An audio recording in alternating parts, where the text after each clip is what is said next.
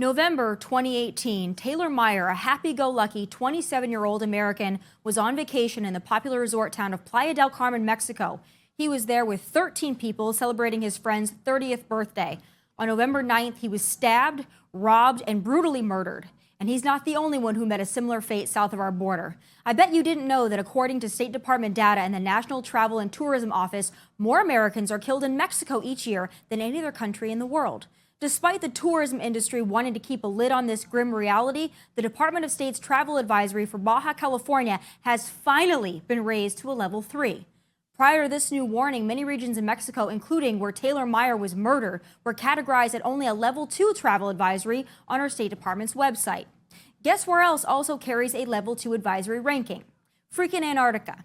Joining me now with his warning to American travelers planning their next Mexican beach resort getaway is the father of slain Taylor Meyer, Chris Meyer. Chris, thank you so much for being with me. It's great to talk to you again, my friend.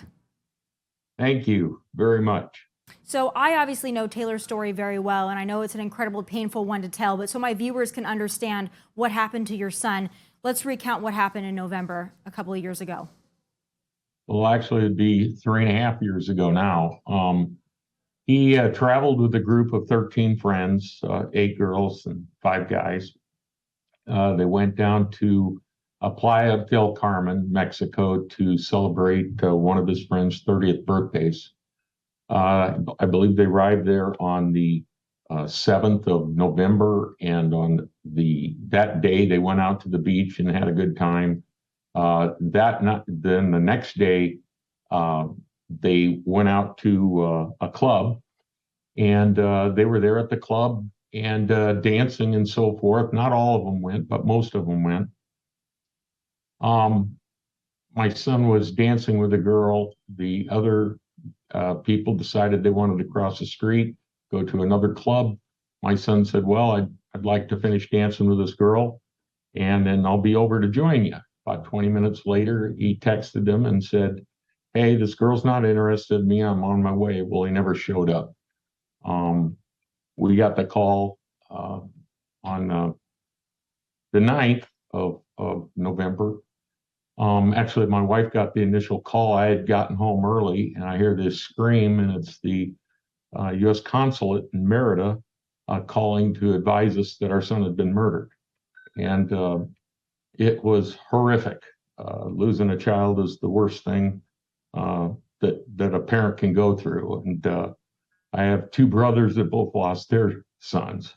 One in the military, one in a car accident. So anyway, that's we tell a pretty good a story about him on Fox Nation under your show, Tommy, and got into some detail there, and with his roommates and that. Taylor was a great kid. I call him a kid. He'd be 31 today, but he's still a kid in my mind. He was our youngest of 3 children. Well, Chris, I know the pain that your family went through because I've sat with you, I've sat with your wife, with your other son and your daughter, and I've seen how difficult this has been for you. But I also have to say I'm incredibly proud to have been part of the story, at least shedding light on this story, because it's so important that people understand. Now, to talk about Taylor's story, which you've done an excellent job of doing, you know, oftentimes, even after hearing Taylor's story, I still hear a lot of people say that if you just go to the resort towns in Mexico, if you just stay where the resorts are and you go to some place like Playa del Carmen, or you go to Cancun, or you go to Cabo San Lucas, it's all glitz and glamour and it's safe because it's a resort town. And I know that you've been sounding the alarm on this. Taylor Meyer was also in a resort town, and he was walking from bar to bar in a crowded area, and he was stabbed and murdered. And the only way that they identified him was through a receipt in his pants pocket. They took everything from him. Yes. There are about approximately 100,000 missing people in Mexico, and according to research, and that was in the New York Times. And I believe there were 14,207 missing people just in 2021 alone, including 324 Americans since 2006. If Taylor wouldn't have had that receipt in his pocket, I believe he would have been one of the missing people. The murder rate in Mexico right now, number of homicides in 2021 was 43,964, and that's according to Statista.com. That averages over 5 per hour. There's no other country that I'm aware of that has that kind of a murder rate. One of the things about Americans visiting Mexico is the people that die in Mexico from all sources. The most popular way to die there is by being murdered. I shouldn't say popular, but the most common.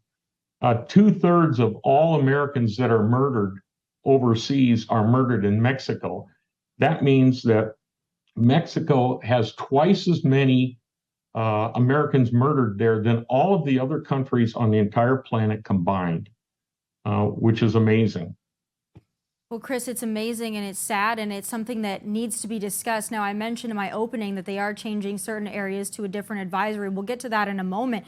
But a lot of times when they talk about the danger of Mexico, they talk about getting caught up in cartel violence, which of course is a serious problem there. But what happened to Taylor, what happened to so many other tourists, whether it's tainted alcohol, whether it's kidnappings, murders, being brutally stabbed like your son, which all evidence points to they just wanted what he had on him. They were mugging him, they were robbing him, they just chose to stab him along the way. This isn't being caught up in cartel violence in a bad area when you're in the middle of a drug war. This is just a lawless country that does not have the same standard as the United States of America. And I'd like you to tell my audience as well, when you do experience a tragedy like your family experienced, the United States can only do so much for you. What happened after Taylor died, and what did your family go through to make sure that you got his body and to make sure that this was investigated to the fullest extent?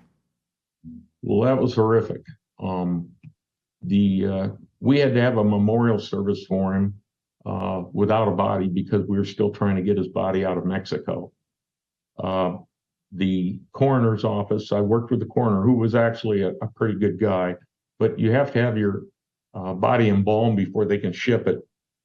And so we worked with the coroner out of Playa del Carmen. But then there was a hiccup in that the police evidently wanted to hold up the body for some reason. It was, obviously it's a very emotional time anyway.